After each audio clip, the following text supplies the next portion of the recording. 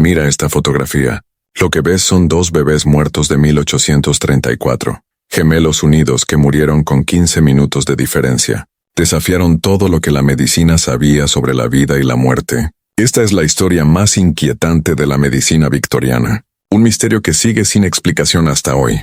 Estamos en el año 1834 en Thornbury, un pequeño pueblo en el campo inglés. La medicina apenas gateaba, no existía la anestesia, y los médicos apenas entendían cómo funcionaba el cuerpo humano. Fue en este escenario primitivo donde nació uno de los casos más inexplicables de la historia de la medicina. Catherine Milford, de 24 años, esposa de un herrero local, estaba embarazada por tercera vez. Sus dos primeros embarazos fueron normales. Dieron como resultado niños sanos, que jugaban en el patio de la pequeña casa de piedra donde vivía la familia. Pero esta vez algo fue diferente desde el principio. Catherine comenzó a sentir movimientos extraños en su vientre desde el cuarto mes de embarazo. No eran las patadas normales de un bebé, eran movimientos sincronizados, como si dos criaturas bailaran en perfecta armonía dentro de ella. Cuando presionaba un lado de su vientre sentía una respuesta inmediata del otro lado. Era como si los bebés ya se comunicaran en el vientre.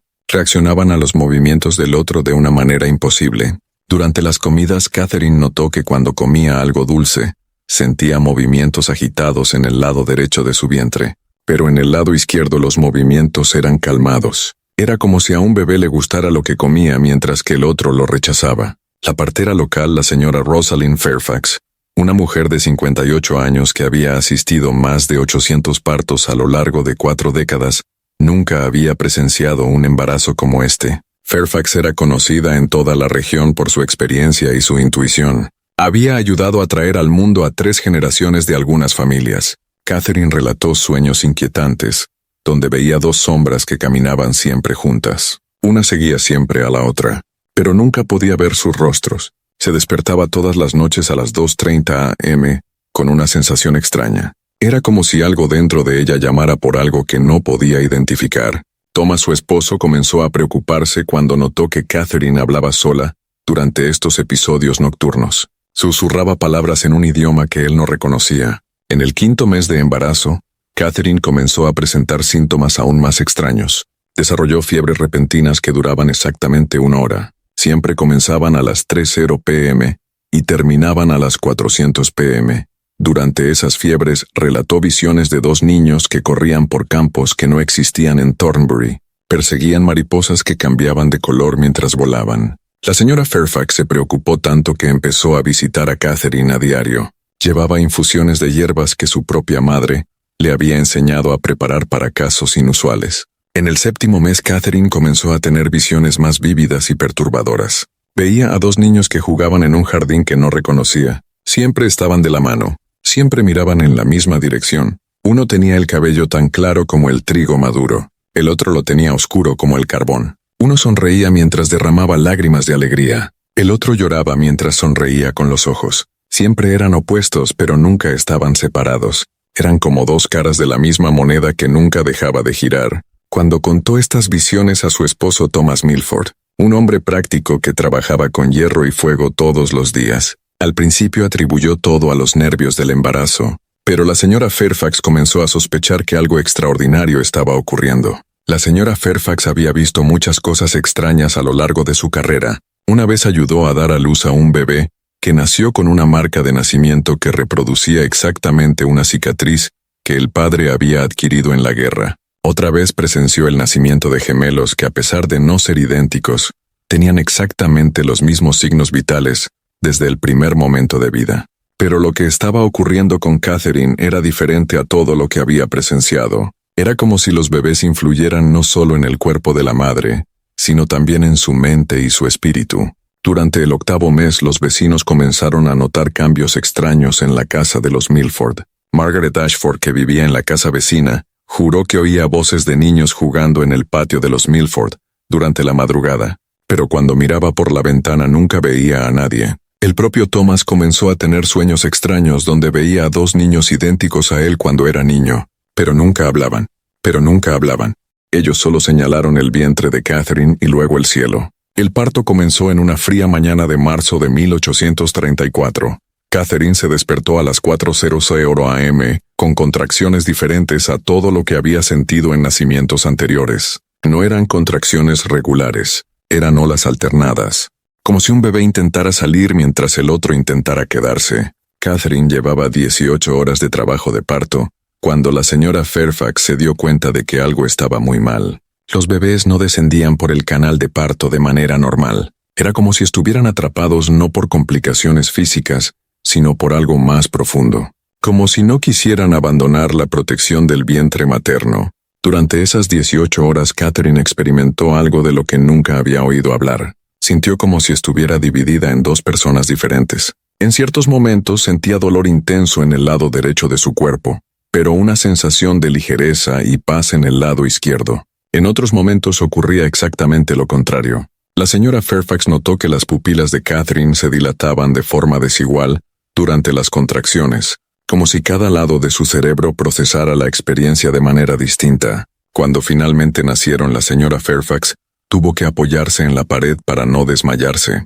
Los gemelos estaban unidos por el costado del pecho. Compartían lo que parecía ser una estructura compleja, que incluía costillas fusionadas y posiblemente órganos internos conectados.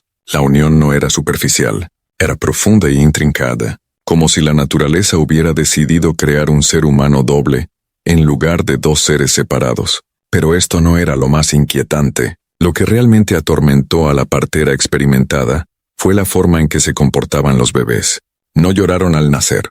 En su lugar emitieron un sonido bajo y armonioso, como un susurro conjunto que parecía venir de muy lejos. Era un sonido que la señora Fairfax describiría más tarde como la voz de ángeles conversando en un idioma que los humanos no debían comprender. Cuando uno abría los ojos, el otro los cerraba de inmediato, pero no al azar. Era una danza perfecta sincronizada, como si siguieran una partitura invisible.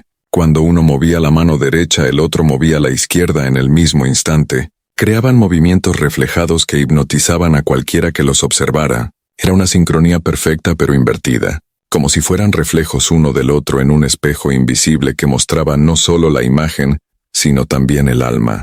La señora Fairfax notó que cuando uno de los bebés parecía experimentar frío, el otro comenzaba a sudar de inmediato. Cuando uno mostraba signos de hambre haciendo movimientos de succión, el otro parecía satisfecho y relajado. Era como si compartieran no solo el cuerpo, sino también las sensaciones y necesidades básicas de la vida. La señora Fairfax envió de inmediato un recado al Dr. Marcus Aldrich, el único médico titulado disponible en un radio de 50 kilómetros. Aldrich había estudiado en la prestigiosa Universidad de Edimburgo, una de las mejores escuelas de medicina de Europa, y tenía conocimientos sobre casos raros, incluidos los gemelos unidos. Había leído sobre los famosos gemelos siameses Chang y Yang, que vivían en Estados Unidos y eran conocidos en todo el mundo. Cuando llegó a la casa de los Milford, 3 horas después del nacimiento, cabalgando por los caminos embarrados de la región, encontró algo que desafiaría todo lo que había aprendido en sus 15 años de formación médica. Los gemelos, a quienes Catherine llamó Edward y Vincent, en honor a los santos patronos de los gemelos, presentaban una conexión física compleja, pero anatómicamente posible, dentro del conocimiento médico de la época. Lo que intrigó profundamente al Dr. Aldrich fue el comportamiento neurológico de los bebés, algo que iba mucho más allá de cualquier caso documentado en los libros de medicina que había estudiado. Cuando aplicó un estímulo doloroso leve en el pie de Edward, Vincent reaccionó de inmediato, pero no con dolor, sino con lo que parecía ser placer, como si la sensación dolorosa de uno se transformara en sensación placentera en el otro. Cuando acarició suavemente el rostro de Vincent, Edward sonrió, pero no una sonrisa refleja, era una sonrisa consciente, como si realmente sintiera el toque. Era como si el sistema nervioso de uno estuviera conectado al del otro de manera invertida, creando un circuito neurológico imposible que desafiaba todo lo conocido sobre la anatomía humana. El Dr. Aldrich había estudiado los trabajos de Luigi Galvani sobre la electricidad animal y comenzó a teorizar que quizás existía algún tipo de conexión eléctrica entre los sistemas nerviosos de los gemelos que la ciencia aún no podía comprender. El doctor pasó los primeros 3 días documentando meticulosamente cada reacción de los gemelos en un diario detallado, que más tarde se convertiría en un importante documento histórico. Descubrió que los latidos de los bebés seguían un patrón imposible de explicar. Cuando el corazón de Edward se aceleraba a 120 latidos por minuto, el de Vincent se desaceleraba exactamente a 80 latidos por minuto. Cuando Vincent se aceleraba, Edward compensaba en la dirección opuesta. La suma de los latidos siempre resultaba en 200 por minuto, como si existiera un mecanismo invisible de regulación que mantenía un equilibrio vital perfecto entre los dos. No era solo una coincidencia médica, era una regulación activa y consciente, como si un doble sistema cardiovascular funcionara según leyes que la medicina no conocía. El Dr. Aldrich comenzó a medir otros signos vitales y descubrió que el mismo patrón se repetía. La temperatura corporal, la presión sanguínea, el ritmo respiratorio, todo funcionaba en un contrapunto perfecto. Cuando la temperatura de Edward subía 1 grado, la de Vincent bajaba 1 grado. Era como si fueran dos mitades de un mismo organismo, que había aprendido a funcionar en armonía opuesta. Más inquietante aún era el hecho de que los gemelos nunca dormían al mismo tiempo. Cuando Edward se dormía, Vincent permanecía despierto observando a su hermano con una intensidad que perturbaba profundamente a todos los presentes. No era la mirada vacía de un recién nacido, era una mirada consciente e inteligente,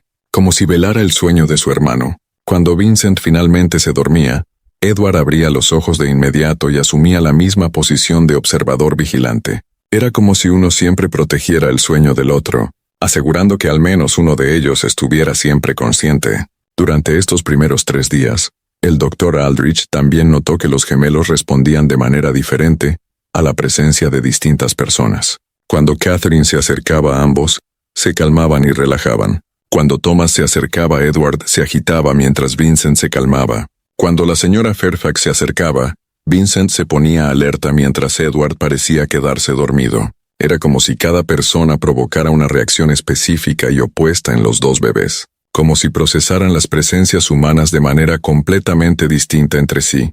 En el tercer día de vida, el Dr. Aldrich notó que Edward se debilitaba. Su respiración se volvía más superficial, su piel ligeramente azulada. Signos clásicos de que el bebé estaba perdiendo la lucha por la vida. Todos los signos vitales indicaban que Edward estaba muriendo, pero lo que sucedía al mismo tiempo con Vincent dejó al médico completamente perplejo. A medida que Edward se debilitaba progresivamente, Vincent parecía ganar fuerza en la misma proporción. Su color mejoraba de manera dramática, sus movimientos se volvían más vigorosos, sus ojos más brillantes y alertas. Era como si la fuerza vital, la energía que mantiene vivo a un ser humano, estuviera siendo transferida activamente de un hermano al otro, a través de la conexión física que compartían. Catherine Milford comprendió exactamente lo que estaba ocurriendo, y cayó en una desesperación total. Era como si estuviera viendo la vida de un hijo siendo absorbida y transferida al otro. Un proceso lento y agonizante que duró horas enteras. El Dr. Aldrich trató de explicar que esto podía ser el resultado de la conexión física entre los bebés. Quizás uno compartía recursos vitales con el otro a través de los órganos conectados. Pero él mismo no creía del todo en su explicación. El médico había visto casos de gemelos unidos antes. Había leído todos los tratados médicos disponibles sobre el tema, pero nunca se había encontrado con algo que describiera una transferencia activa de vitalidad de un gemelo al otro. Era algo que iba más allá de la medicina, más allá de la ciencia. Algo que tocaba los misterios más profundos de la vida humana. En la madrugada del 4.º día, Catherine se despertó con una terrible sensación que la golpeó como un rayo. Era la misma sensación que la despertaba cada noche durante el embarazo, pero esta vez amplificada 1000 veces. Una sensación de vacío y final que nunca había experimentado. Sabía sin saber cómo que algo definitivo estaba a punto de ocurrir. Corrió descalza a la cuna donde estaban sus hijos, acompañada por el Dr. Aldrich,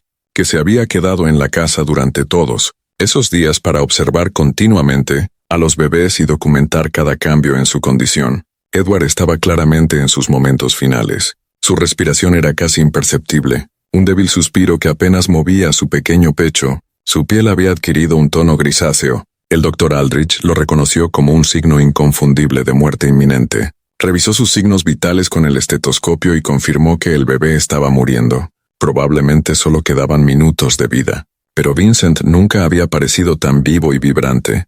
Tan vivo y vibrante. Sus ojos estaban completamente abiertos, brillantes y atentos, fijos en el rostro de su hermano, como si estuviera absorbiendo conscientemente cada último instante de su presencia, memorizando cada detalle, de ese rostro tan parecido al suyo. A las 2:23 am del 18 de marzo de 1834, Edward dejó de respirar. No hubo lucha desesperada ni agonía prolongada. Simplemente cerró los ojos suavemente y se fue como si cayera en un sueño muy largo. En el mismo instante en que esto ocurrió, Vincent también dejó de respirar abruptamente. El doctor Aldrich se inclinó de inmediato sobre el bebé sobreviviente, poniendo su oído en el pecho para comprobar los latidos del corazón, esperando confirmar también su muerte. Pero lo que encontró lo dejó completamente perplejo y cuestionando todo lo que creía saber de medicina.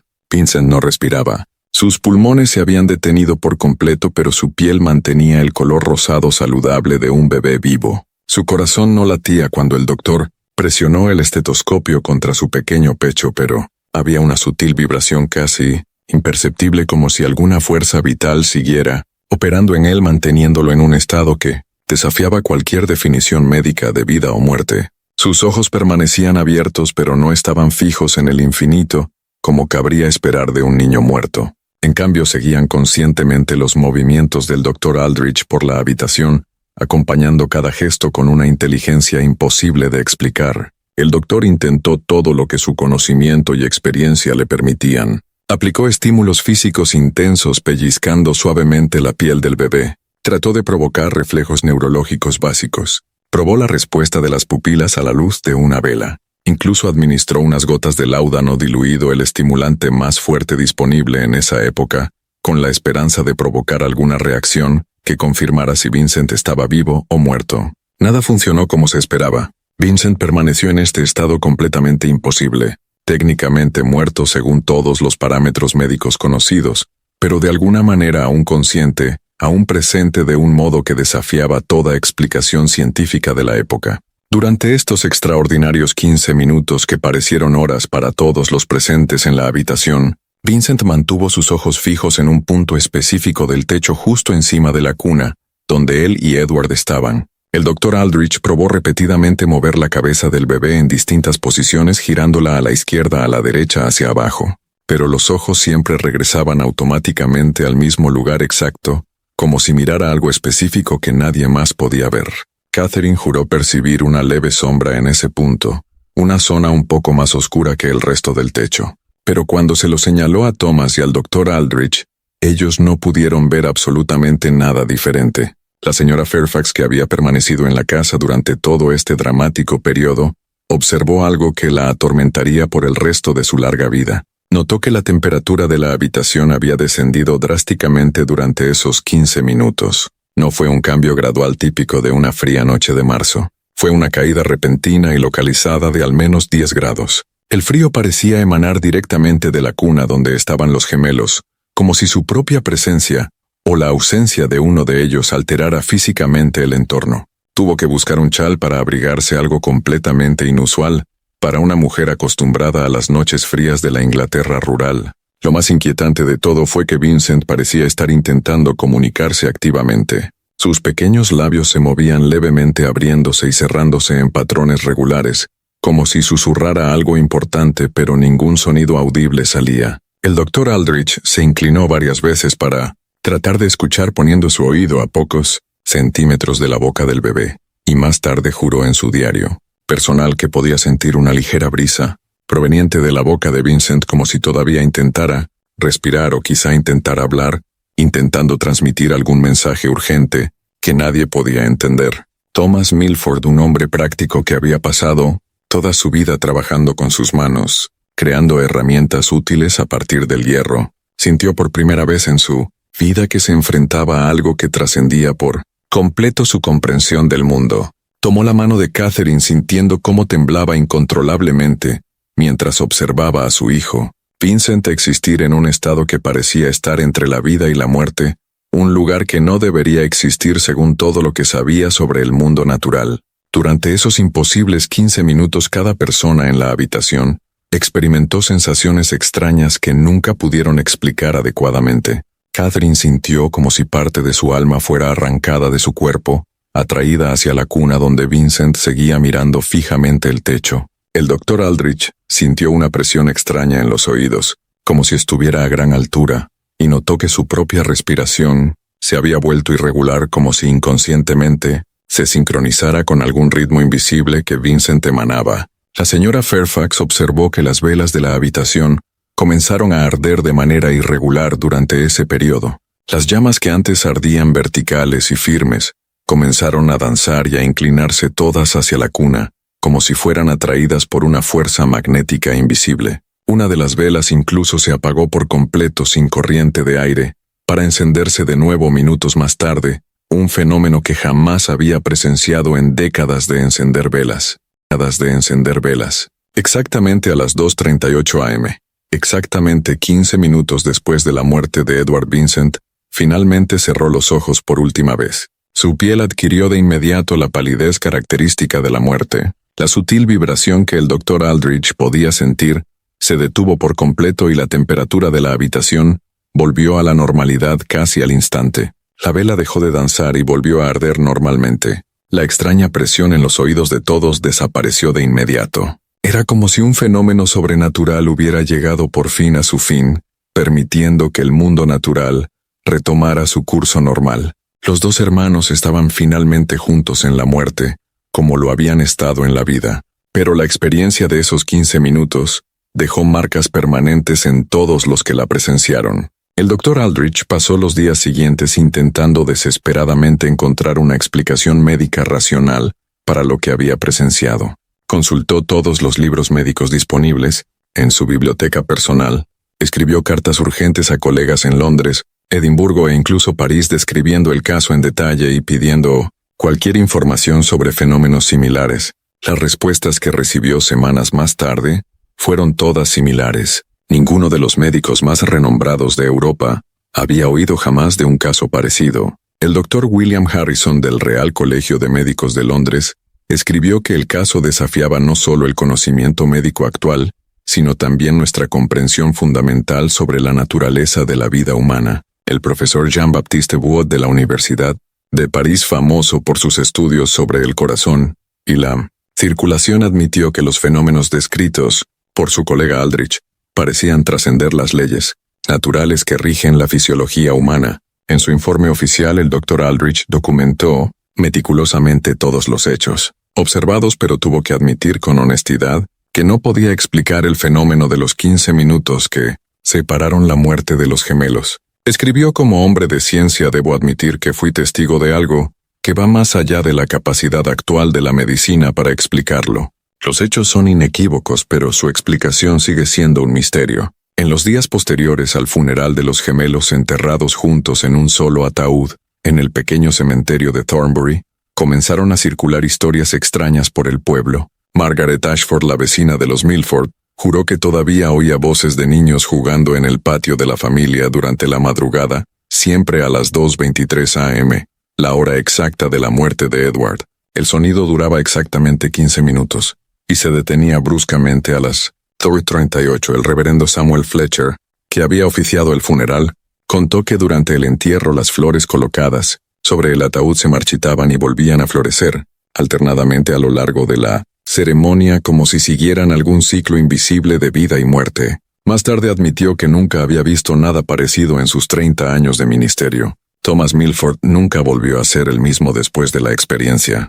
Conocido por su naturaleza práctica y su actitud realista, comenzó a interesarse en temas que antes consideraba superstición. Empezó a visitar con regularidad la biblioteca del pastor local, leyendo todo lo que encontraba sobre fenómenos inexplicables, casos especiales de gemelos, e incluso textos sobre la vida después de la muerte. Catherine desarrolló una extraña sensibilidad. Podía predecir con aterradora precisión cuándo alguien en el pueblo iba a tener gemelos con solo mirar a las mujeres embarazadas en la calle. La señora Fairfax, a pesar de su experiencia con cientos de nacimientos, nunca más pudo asistir el parto de gemelos sin sentir un escalofrío que recorría toda su espalda. Desarrolló fama en la región como la partera que comprendía los casos especiales y empezó a hacer llamadas siempre que nacían bebés con alguna peculiaridad o conexión inusual. El caso de los gemelos Milford se convirtió en leyenda en la región. Los viajeros que pasaban por Thornbury escuchaban la historia contada en las tabernas locales, cada versión añadiendo nuevos detalles dramáticos.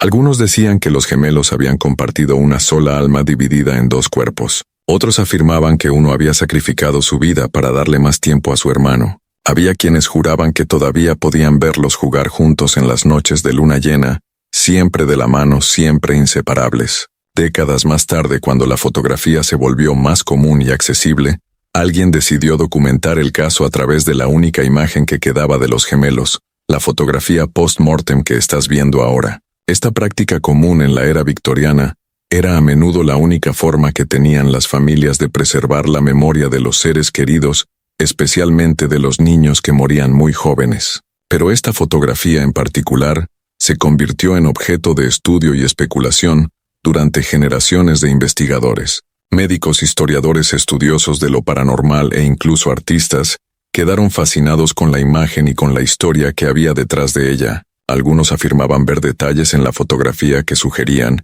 que había sido tomada durante los famosos 15 minutos en que Vincent todavía estaba en ese imposible estado entre la vida y la muerte. Especialistas en fotografía de la era victoriana notaron que la imagen tiene características técnicas inusuales. La exposición parece haberse hecho bajo condiciones de luz muy específicas, y hay una cualidad etérea en la textura de la imagen que no es típica de las fotografías post-mortem de la época. Algunos especialistas sugirieron que la fotografía pudo haber captado algo más allá de lo visible al ojo humano en el momento en que fue tomada.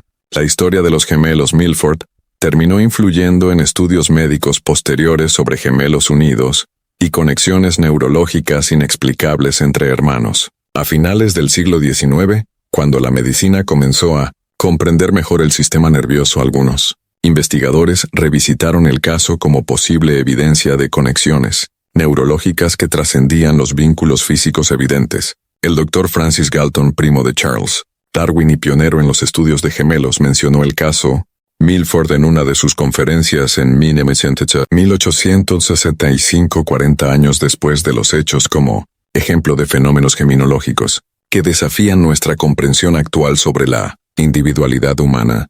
Teorizó que quizás existían formas de conexión entre gemelos que iban más allá de lo que la ciencia de la época podía medir o entender a principios del siglo XX, cuando Freud y otros pioneros de la psicología comenzaron a explorar los misterios de la mente humana. El caso de los gemelos Milford fue citado como posible evidencia de que la conciencia humana podría no ser tan individual como se creía. Algunos psicólogos sugirieron que Vincent permaneció consciente durante los 15 minutos porque su conciencia individual nunca se había desarrollado por completo, permaneciendo entrelazada con la de Edward de una forma que trascendía la muerte física.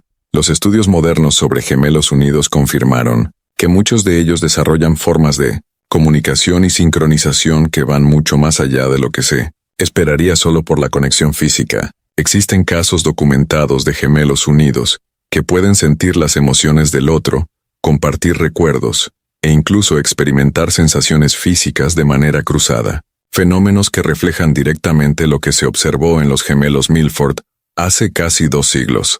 La neurociencia moderna ofrece algunas teorías que podrían explicar parcialmente lo ocurrido. Hoy sabemos que el sistema nervioso es mucho más plástico e interconectado de lo que se imaginaba en el siglo XIX. Es posible que Edward y Vincent desarrollaran una red neuronal compartida que permitiera la transferencia de información sensorial e incluso funciones vitales básicas entre sus cerebros. Algunos neurocientíficos especularon que los 15 minutos durante los cuales Vincent permaneció consciente tras la muerte de Edward podrían explicarse por una forma de actividad neural residual mantenida por conexiones que continuaban funcionando incluso después de que su corazón se detuviera. El cerebro humano puede permanecer activo unos minutos tras un paro cardíaco, y en el caso de una red compartida, esta actividad pudo prolongarse de manera inusual. Sin embargo, estas explicaciones modernas, por muy sofisticadas que sean, todavía no logran abordar todos los aspectos del caso. La aparente transferencia de vitalidad de Edward a Vincent, la perfecta pero invertida sincronía de sus signos vitales y especialmente el hecho de que Vincent permaneciera consciente y receptivo durante 15 minutos tras el cese de todas las funciones vitales siguen siendo misterios que desafían nuestra comprensión actual de la fisiología humana. Lo que hace este caso aún más fascinante es que no es completamente único. Investigadores dedicados al estudio de casos históricos similares encontraron al menos una docena de reportes documentados de gemelos unidos que presentaron fenómenos parecidos a lo largo de los siglos XVIII y XIX. Siempre se trataba de muertes separadas por lapsos específicos, de tiempo aparente transferencia, de vitalidad y conductas que sugieren alguna forma de comunicación o conexión que trasciende la muerte física. La doctora Jennifer Morrison, neuróloga de la Universidad de Harvard, que publicó en 2019 el estudio más completo sobre conexiones neuronales en gemelos unidos, incluyó el caso Milford como uno de los fundamentales que siguen desafiando nuestra comprensión sobre la conciencia, la individualidad y los límites entre la vida y la muerte. Ella argumenta que casos como este obligan a la medicina moderna a reconsiderar las definiciones básicas de lo que constituye a un individuo humano único. La fotografía que estás viendo representa mucho más que un documento histórico. Es una ventana a uno de los mayores misterios de la experiencia humana, la naturaleza de la conexión entre hermanos gemelos y los límites de la vida individual. Cada vez que alguien observa esta imagen se enfrenta a preguntas fundamentales sobre qué nos hace únicos como individuos y qué ocurre cuando estas fronteras de la individualidad se vuelven difusas. Hoy, casi 200 años después, seguimos sin respuestas definitivas sobre lo que ocurrió en aquella fría mañana de marzo en Thornbury. La medicina ha avanzado enormemente.